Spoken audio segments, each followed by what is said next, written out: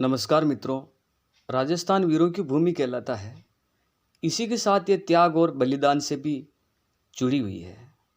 तो आइए आपको एक ऐसी कहानी बताते हैं जो स्वामी भक्ति के लिए अपने पुत्र का ही बलिदान कर दिया। स्वामी भक्त एक गुजरी की कहानी है। पन्नादाई का किसी राज परिवार से कोई संबंध नहीं था, फिर भी त्याग और बलिदान की वजह से पन्नादाई विश्व भर में प्रसिद्ध है। एक ऐसी माता जिसने अपने पुत्र को मरने के लिए दुश्मनों के पास छोड़ दिया, मगर स्वामी भक्ति को आंच नहीं आने दी। माँ पन्नादाई के पुत्र बलिदान की कहानी पढ़कर आपकी आंखें भी नम हो जाएगी। 16वीं शताब्दी में मेवाड़ के महाराणा सांगा के रूप में एक महान शासक का जन्म हुआ। महाराणा सांगा के बड़े पुत्र का नाम भोजराज था। भक्तमती मीराबाई का विवाह भोजराज के साथ ही हुआ था। अगर हिंदू शासकों की बात की जाए तो उत्तर भारत में महाराणा सांगा के रूप में सबसे बड़ा और हिंदू सम्राट राजा मौजूद था। महाराणा सांगा का एकमात्र उद्देश्य यह था कि मुस्लिम शासित राज्यों को जीतकर उन्हें अपने राज्य में मिलाना। महाराणा सांगा के 28 रानियां थीं। महाराणा सांगा की पहली पत्नी का नाम धन कंवर जोधा था। 1528 ईस्वी में बाबर ने मेवाड़ पर आक्रमण किया था। इस युद्ध में महाराणा सांगल घायल हो गए और वीरगति को प्राप्त हुए। ऐसे में इनके सबसे बड़े पुत्र रतन सिंह को मेवाड़ का राजा बनाया गया।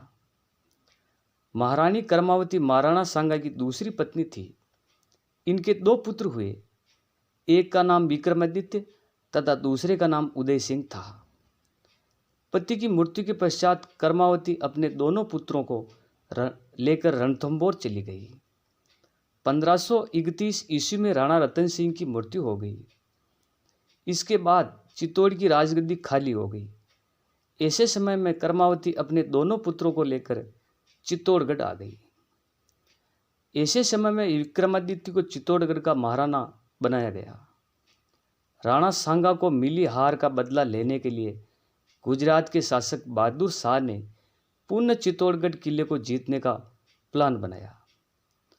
महारानी कर्मावती भलीभांति जानती थी कि उनके दोनों पुत्र विक्रमादित्य और उदय सिंह इतने सक्षम नहीं हैं कि बहादुर शाह जैसे बड़ी सेना वाले शासक से लड़ाई लड़ सके।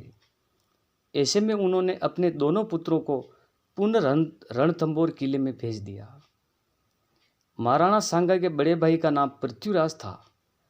महाराणा कुंभा की मृत्यु के पश्चात पृथ्वीराज को ही मेवाड़ का महाराणा बनाना था, लेकिन सिरोही के राजा जगमाल ने षड्यंत्र रचा और विष पिलाकर पृथ्वीराज की हत्या कर दी।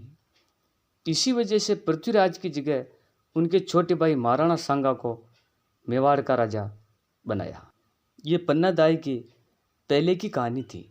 अब आपको पन्नादाई के बारे में बताते हैं। पन्नादाई के पिता का नाम हरचंद हांकला था, जबकि इनके पति का नाम सूरजमल चौहान था। सूरजमल चौहान कमेरी गांव का रहने वाला था। पन्नादाई के पुत्र का नाम चंदन था। जैसा कि आप पढ़ते आ रहे हैं, पृथ्वीराज के एक पुत्र हुआ, उसका नाम बनवीर था और वह बनवीर दासी पुत्र था और बहुत महत्वाकांक्षी था। 1536 ईस्वी में बनवीर ने विक्रमादित्य की हत्या कर दी। अब बनवीर का अगला लक्ष्य उदय सिंह की हत्या करना था। इस समय उदय सिंह की आयु मात्र 14 वर्ष की थी। उदय सिंह पन्नादाई की संरक्षण में था।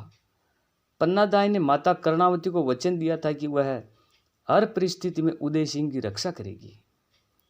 रात्रि का समय था और उदय सिंह सो रहे थे।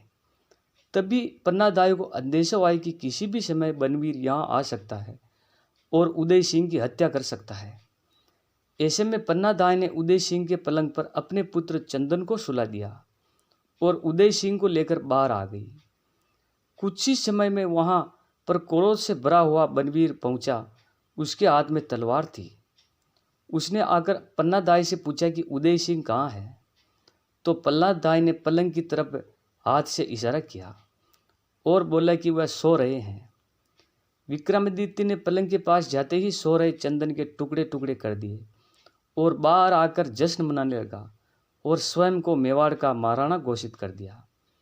यह देखकर पन्नादाई की आंखें भर आई, लेकिन वह रो भी नहीं सकी, क्योंकि अगर वह रोती तो बनवीर समझ जाता है कि उसने पन्नादाई के बेटे की हत्या कर दी, ना कि उदय सिंह की।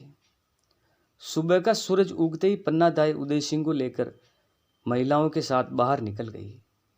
यहाँ से निकलने के बाद पन्नादाई सीधी देवलिया नामक स्थान पहुंची। उस समय देवलिया पर रावत राय सिंह का शासन था।